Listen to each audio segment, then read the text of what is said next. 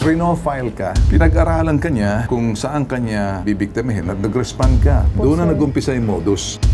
Saan nagsimula yung pag-uusap ninyo? Sa TikTok, yes So, po. sino yung una nag-message sa'yo? Siya po. Ano daw ang dahilan kung bakit ka tinawagan? Sabi niya sa akin, attract daw po siya, nagandahan daw po siya sa akin. Okay. Ay uri ng cybercrime o modus operandi ng mga cybercriminals or scammers na kung saan po nag-uumpisa po ito sa isang dating app na kung saan nagkakilala itong biktima at yung scammer po. Nukuha nila yung loob or kinikilala muna nila through social engineering. Tama po kayo sir na yung mga video calls na yun ay maaaring recorded lang.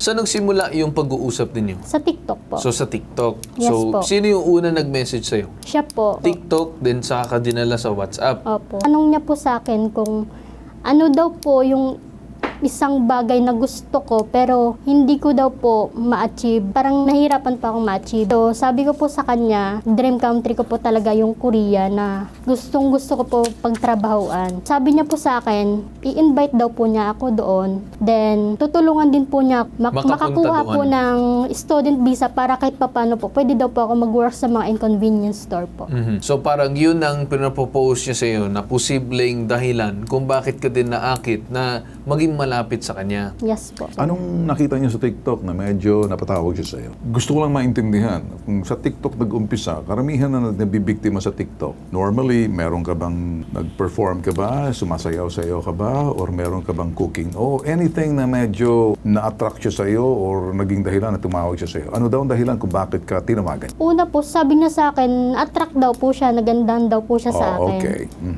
So, yung mga pinopost ko lang po sa TikTok is mga picture lang po. Hindi Pictures po ako lang. nagpo-post ng mga sayaw-sayaw. Ako sinasabi sa iyo to, naniwala ka niyan. So, okay, pinofile ka nitong taong pinag-aralan ka niya kung saan kanya bibiktimahin at nag-respond ka. Ma'am, naisip mo ba na baka posible AI-generated yung video? Kasi Yan ang problema. may mga live selling actually tayo ngayon sa mga iba't ibang mga platform na gumagamit na actually sila ng AI para medyo gumanda at maging presentable yung itsura.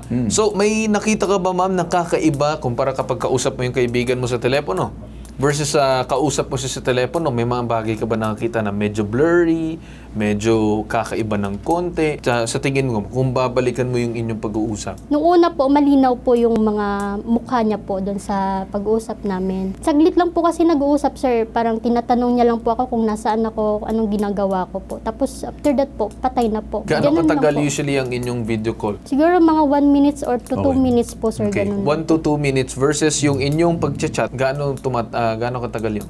Umaabot po ng 6 hours. Ngayon ma'am, pagkatapos ang inyong pag-uusap lahat-lahat, ngayon, pupunta naman tayo doon sa mga bagay na nagpatulong siya sa'yo. Ano ba yung mga rason na binanggit niya sa'yo kaya ka naglabas ng halaga ng pera para umano'y doon sa pagtutulong sa kanya? Simula po lahat nung December 2 po. Nabanggit niya po sa akin na pupunta daw po siya ng Italy para makipag-contract negotiation daw po doon. So pupunta siya sa abroad para mag-close daw umano ng kontrata. Okay, saan nagkaroon ng problema? Doon po sa transaction payment na po nila. Okay, transaction payment para saan? Parang bayad na po sa kanya kasi yung mga nagawa po niyang design, nabili na po sa kanya. Okay, so ito yung una. Opo. May mga bagay na nabili sa kanya. So anong kailangan niya daw?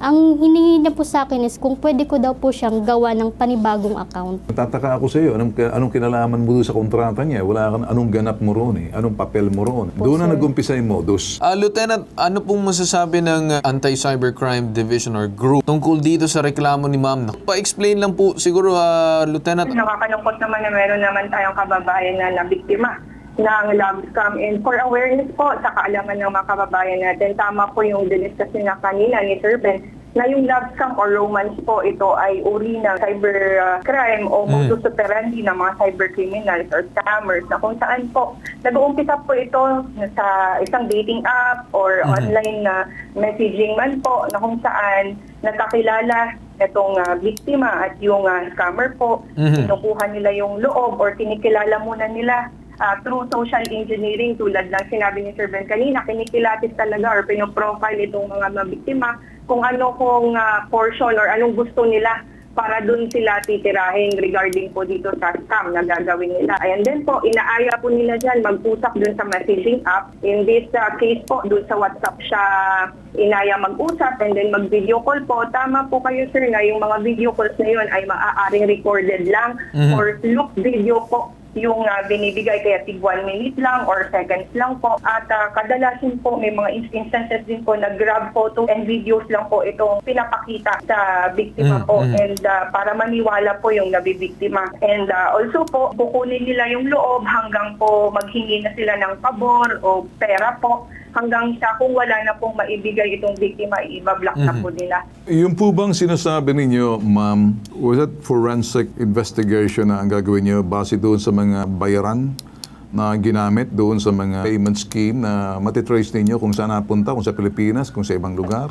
Sir Ben, meron po tayong tinatawag na cyber warrant. Ito po, Sir Ben, yung warrant to disclose computer data. In-apply po natin ito sa court and then ine-implement po natin yan sa mismong platform. For example po, yung mga social media platform na ginamit nila, mag-implement po tayo doon ng WDCD po or yung warrant to disclose computer data. And sa platform naman po, kung e-wallet, kung banko man po ito, mag-implement din po tayo doon. And doon po magbibigay sila sa atin ng mga detalye or information nung gumamit ng account na yon at yung owner ng account na yon para malaman po natin, Sir Ben, kung sino po yung kakasuhan natin. And kami po dito sa PNP Anti-Cybercrime Group po, bukas po kami para tulungan ka sa problemang ito. Huwag ka pong mag-alala at sana po mag-cooperate ka po sa amin.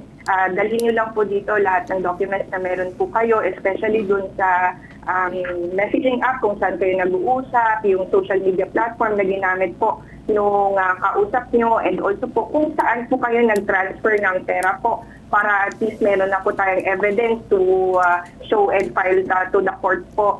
And sa mga kababayan po natin, paalala po galing sa PNP Anti-Cybercrime Group, laganap po ang mga scams ngayon. Itong mga cybercriminals ay talagang gumagamit ng mga social engineering scheme. Pinag-aaralan po nila kung paano makapanloko ng kapwa. On our end po, sa ating sarili, kailangan po talaga nating maging maingat, maging mabusisi, at huwag po tayo basta-basta maniniwala sa nakakausap natin sa online. Alalahanin natin, hindi po lahat dyan ay tama at totoo. Kadalasan po, makakausap natin dyan ay gumagamit lang dummy accounts, and also po, kukuhanan lang tayo ng pera at pabor. And huwag po tayong magbigay ng mga personal and financial information din po natin kasi maaaring gamitin din po nila sa ibang scamming activities po nila. At kung kayo man po ay nabiktima ng cybercrime, huwag po kayo magdalawang isip na lumapit po dito sa PNP Anti-Cybercrime Group po. Bukas po kami 24/7 para tulungan kayo. Ang take po natin, sa katotohanan lamang po, mga ganitong kaso, medyo napakahirap pong habulin. Kasi nga po, kadalasan, ang mga nabibiktima katulad ni Binibining Yana, wala pong kakayahang alamin talaga kung tunay ba o falsifikado ba yung kanilang nakakasalamuha at nakikipagkilala sa kanila sa pamamagitan ng social media.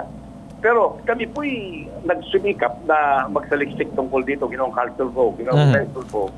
At amin pong napag-alaman, pareho po yung cybersecurity units ng PNP at saka po ng NBI ay may kapangyarihang silipin kung saan nandoon yung computer na ginamit ng scammer, kilalanin kung sino yung may-ari ng computer unit at pagkatapos papanagutin po sila.